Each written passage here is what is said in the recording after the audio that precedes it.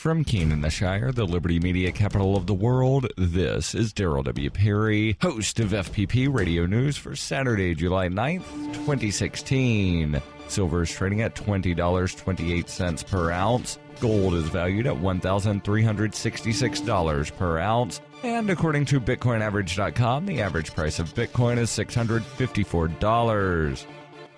Antiwar.com reports NATO has confirmed the operational status of the U.S.-built missile defense system in Europe and announced on Friday that it will take direct control over it, putting U.S. ships involved in the operation under direct NATO command and control. The shield was a long-term plan which began under the Bush administration, nominally to target Iran. The assets are positioned in place far outside the range of Iran's best missiles, which led to Russian complaints that they are the real target. Though the U.S. denied this publicly for years, during the activation of the system, they were talking it up as a show of force against Russia. The transfer of control to NATO came at the behest of several European members, particularly France, who objected to the idea of the U.S. retaining full control over such a controversial and Europe-centric system. Indeed, some nations appeared to be concerned that the U.S. retaining the shield would be more likely to alienate Russia and saw the transfer as a compromise, putting the system under alliance control and meaning European nations with a lot more to lose, and a further escalation with Russia would have more to say over the shield use. You can support FPP Radio by shopping online. Whether you're looking for precious metals, bitcoins, or books, you'll find that and more at shop.fppradio.com. Every purchase you make from one of my affiliates, like Namecheap and Amazon, at shop.fppradio.com helps fund FPP Radio. Or you can shop directly from FPP with Bitcoin in the Bitcoin store. That's shop.fppradio.com.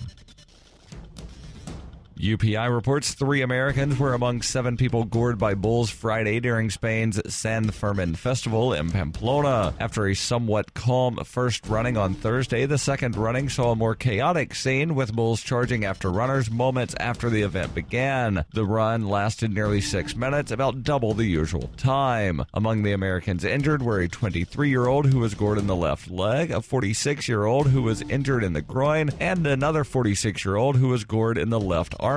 A Spaniard and a man from South Africa were in serious condition. Event organizers said the run was crazy and the most dangerous since 2007. 5 people were injured on the first day of the 9-day event, but none were gored. For nearly 40 years, Roberts & Roberts Brokerage has been a trusted source for buying and selling precious metals like gold and silver. They also take Bitcoin for precious metal purchases and have permanently removed the minimum purchase amount for all orders paid in the digital currency. Call Roberts & Roberts today for knowledgeable advice on buying and selling precious metals and a forward-thinking approach to new technologies. 800-874-9760 or visit online at rrbi.co.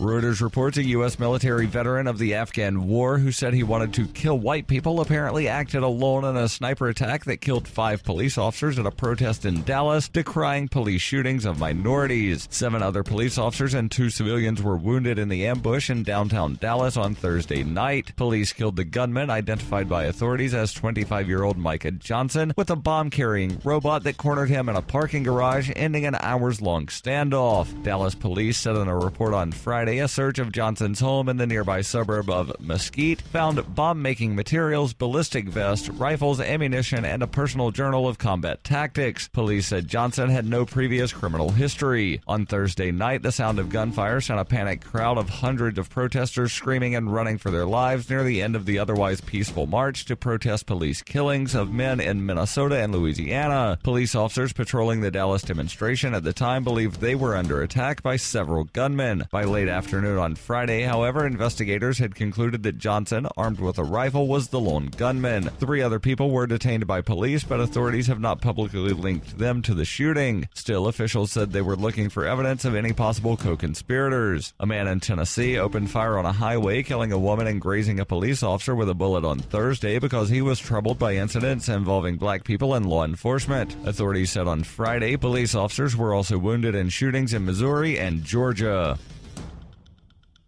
This has been FPP Radio News, online at fppradio.com.